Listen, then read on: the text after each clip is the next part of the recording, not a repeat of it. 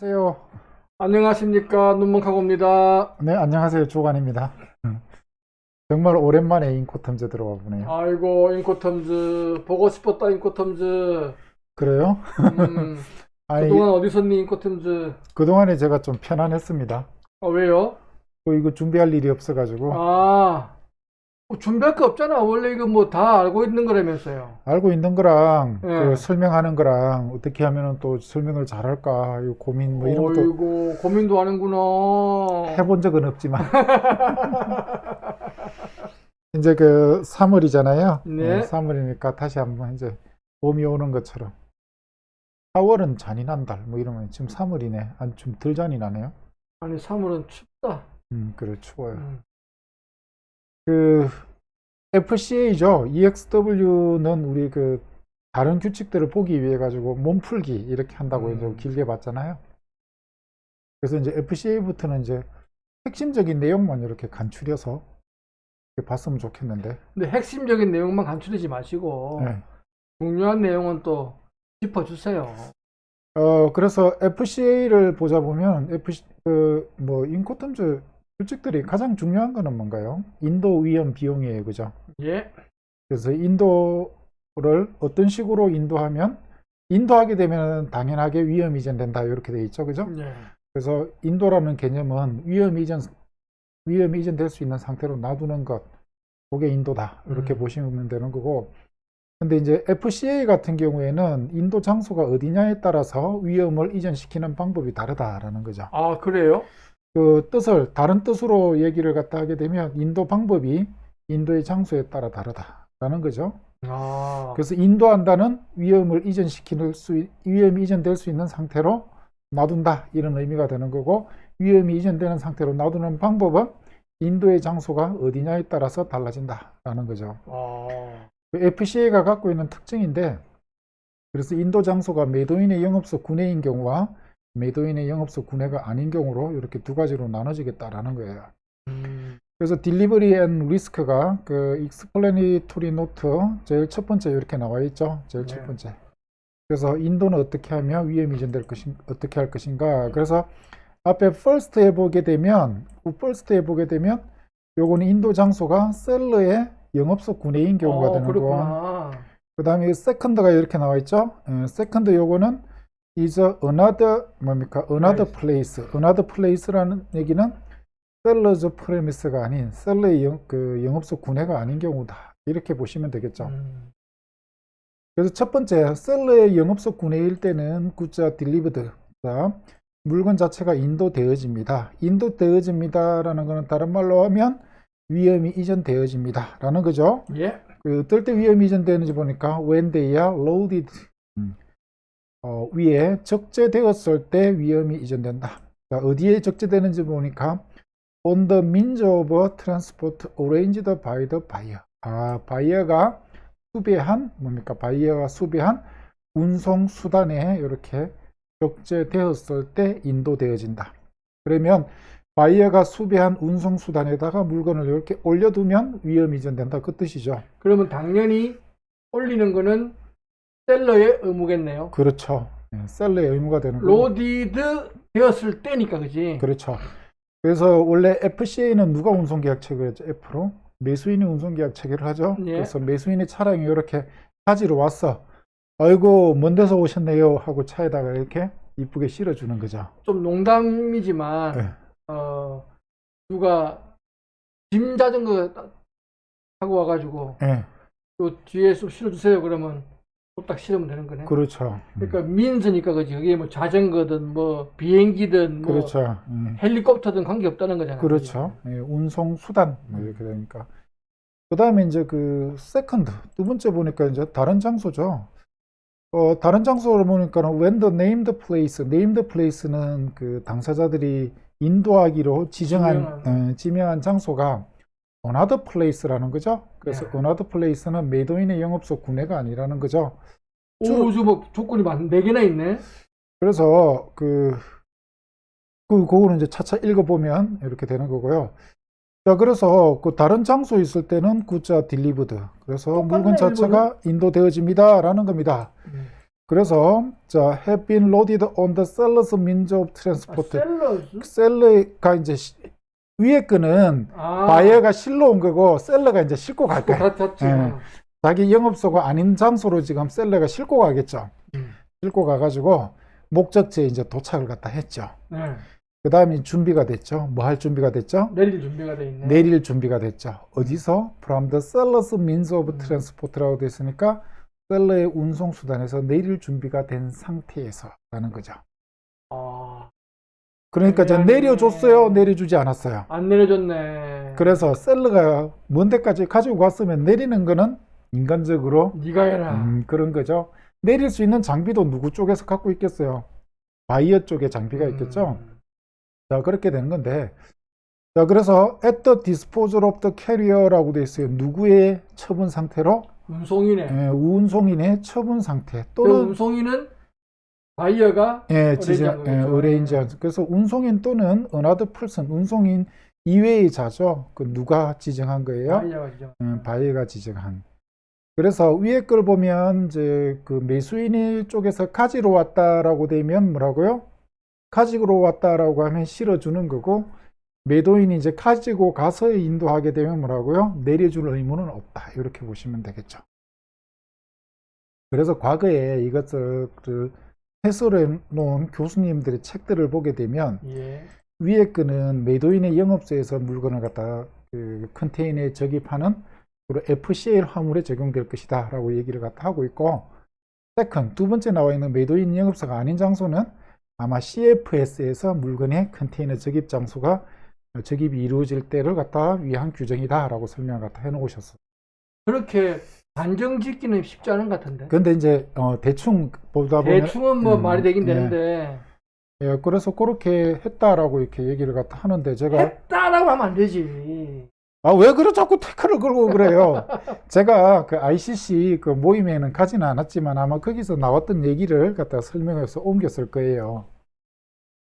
자, 그래서 여기서 이제 FC에서는 눈여겨봐야 될 것은 인도의 장소가 매도인의 영업소냐 아니면 영업소가 아닌 기타의 장소냐에 따라서 인도의 방법이 달라진다라는 거죠. 그래서 위험을 이전시키기 위해서 매도인의 영업소에서 위험을 이전시키기 위해서는 매수인의 차량에 이렇게 실어주는 것 하면 위험이 이전되는 거고, 그 밖의 장소까지 매도인 물건을 가져다 주는 경우에는 가지고 가서 내려줄 의무는 없고 내릴 준비가 된 상태로 놔두게 되면 위험이 이전된다라는 것. 이것이 FCA가 갖고 있는 가장 중요한 특징 중에 하나죠. 예전에는 FCA가 이 특징만 그 중요한 특징으로 가지고 있었는데, 인코텀즈 2020으로 오게 되면 좀 예전에는 없었던 게 생겼던 그런 개념은 아니고 뭔가 좀 설명이나 해설을 갖다가 ICC에서 해놓은 그런 개념이라고 이렇게 보시면 됩니다. 그게 뭐냐면 이제 explanatory부터 6번으로 이렇게 쫙 가면 The bills of lading with an onboard notation in FCA sales라고 되어 있어요. 자, 그래서 선화증권은 선화증권인데 어떤 선화증권이죠? 본선 적재 부기를 갖고 있는 선화증권이죠. 무슨 매매에서? FCA 매매에서라는 거예요. 자, FCA 매매, F로 시작되는 그런 매매에서는 기본적으로 매도인이 운송 서류를 제공할 의무가 있을까 없을까? 매도인? 그렇죠. 매도인이 운송 서류를 제공할 의무는 없지. 기본적으로 없지요. 법적이 아니라 규정으로 따진다면 없지. 네, 없어요. 없는데 지금 뭡니까? 매도인이 그런 걸 제공을 갖다 한다라는 그런 내용들이 이렇게 나와 있다라는 거죠. 자, 원래 기본적으로 없는데 이것을 그 무역 거래자들이 신용장 거래나 수신 방식의 거래를 하려고 하면 물건에 대한 권리를 화체하고 있는 서류를 매개로 해야 되는 거죠. 그 신용장 거래를 예를 들었을 때 은행이 물건에 대한 무엇을 가지고 싶어 하죠? 담보권을 가지고 싶어 합니다. 담보권을 가지고 싶어 하는데 담보권을 갖다 가질 수 있는 서류는 가장 대표적인 선화증권이고, 그것도 본선적재 부기가 있는 경우에는 은행이나 수입장 쪽에서 물건이 언제 도착하는지에 대한 그런 도착에 대한 어느 정도 기본적인 확실성도 어느 정도 어느 정도죠. 어느 정도 확실성을 가질 수가 있다라는 거죠. 그죠? 그래서 그 본선 적재 그 부기가 있는 그런 선화증권이 있는 경우에는 은행이라든지 이런 데서 뭐라고요? 신용장거래에서 잘 뭡니까? 가담을 한다고 할까? 뭐 관계를 갖다 할 수가 가능성이 커지죠.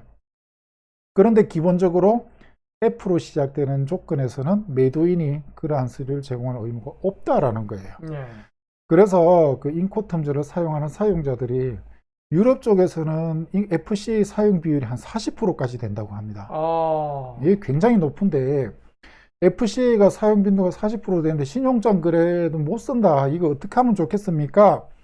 라고 물어보니까 그것을 쓰는 방법을 알려주고 있는 게 익스플래니토리 6번에 나와 있는 거고 네. 관련되어 있는 조항을 뭡니까? 관련된 조문에다 이렇게 밑에 하위 조문에다 이렇게 부었다라고 이렇게 보시면 되는 거예요. 그동안에 여기에 대한 질문이 많았던 모양이다. 질문이 많으니까 2020에서 그런 질문에 대한 어떤 답이라고 이렇게 보면 되는 거죠. 왜냐하면 FCA이기 때문에 예. 대륙 쪽에서 지금 벌어지고 있는 그죠. 일이잖아. 예. 그러면 사실은 이제 포워더가 이거는 개입이 돼야 되는 건데 그렇기도 하죠. 포워더가 BL을 발행해야 될 거 아니야. 그렇죠. 복합운송 BL. 예, 그렇죠. 그러면 그거는 해상운송이 아니잖아. 그죠? 그렇죠. 그러니까 이제 또 바이어는 포워딩이 발행한 BL보다는 선사가 발행한 또 해상 BL도 받고 싶어 할 거 아니야. 예, 그렇기도 하고 또 이거는 복합운송 서류라든지 이런 것들은 다 수치식이잖아요. 선적식이 그러니까. 아니고. 그래서 이제 그 선적식을 요구를 갖다 하겠다. 그랬을 때 우리 어떻게 하면 좋습니까? 라고 하니까 그거 쓰는 방법이 있거든 하고 방법을 이렇게 쭉 알려주는 거예요. 근데 질문 있습니다. 예. 중간에 거 안 하고 갑자기 6번으로 띄었어요?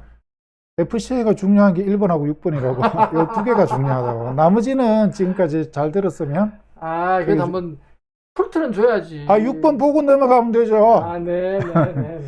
그래서 이제 쓰는 방법이 뭐가 있을까라고 했을 때 합의를 하는 거죠. 합의를.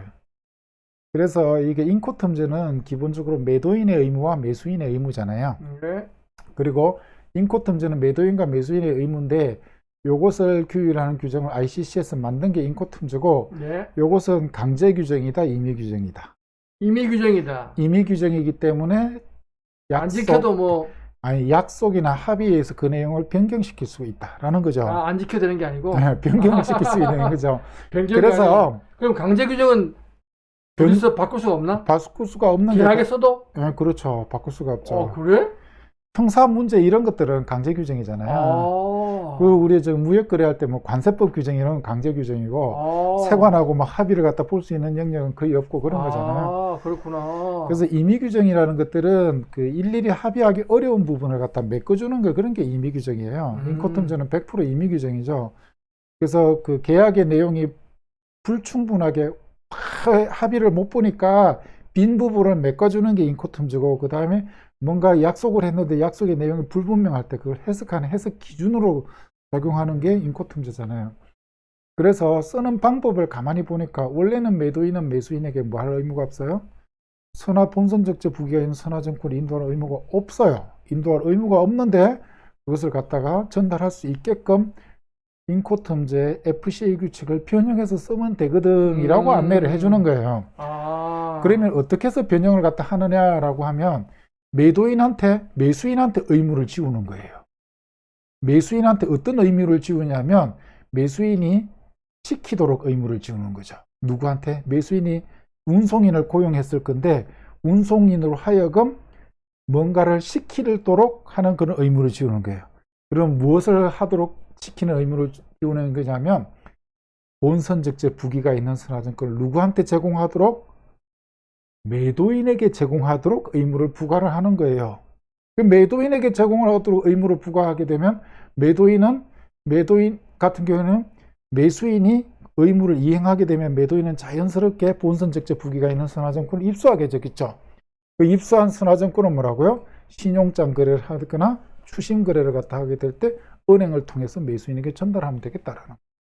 그래서 그 방법을 여기에다가 길게 이렇게 적어놨어요. 그 방법을 이렇게 길게 적어놨고 그 다음에 운송계약은 누가 기본적으로 체결하나요? 매수인이 바이어가 체결하기 때문에 운송계약의 그 조건에 대해서 매도인이 뭔가 책임을 질 이유가 있어 없어요? 없죠. 전혀 없죠. 그래서 그런 내용들이 운송계약의 조건하고 관계없이 매수인이 누구한테 시켜서 운송인에게 시켜서 받은 뭐 본선적 재산화증권을 은행을 통해서 매도인은 제출하기만 하면 된다. 그러면 만약에 셀러가 예, 서류가 필요하다. 예. 그러면 그 계약할 때 인코텀잭을 넣으라는 얘기예요?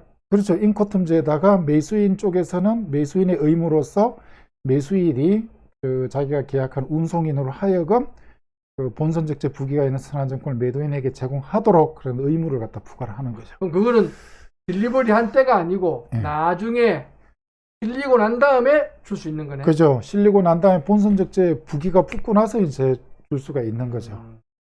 자, 그래서 그 매수인이 매도인에게 매수인이 운송인 시켜가지고 서류를 보내주는 거랑 그 위험 이전하고는 별개가 되겠죠. 위험 이전은 매도인의 영업소냐 기타의 장소냐에 따라서 이렇게 달라지는 거다. 그런 거죠. 오케이. 그럼 이 긴 영어는 안 보고 그냥 말로 때운 거네? 예, 말로 때운 건데 요걸 갖다가 이렇게 쭉 이렇게 보시면 캡처를 갖다 해가지고 딱 멈춰가지고 이렇게 읽어보시면 되는 거죠. 또 내려주세요. 또 그래도 있네. 이제 이렇게 해가지고 또 딱 멈춰가지고 이렇게 보시면 이렇게 될 겁니다. 그래서 이렇게 쭉 한번 읽어보시고 제가 설명했던 내용들이 이렇게 쭉 나올 겁니다. 아이고. 그 다음에 2번부터 5번까지 또 하라며 또 그럼 다음에 하시죠. 다음에 하라고요? 그러면 예. 오늘은 여기까지 하도록 하겠습니다. 아, 네, 감사합니다. 수고했습니다.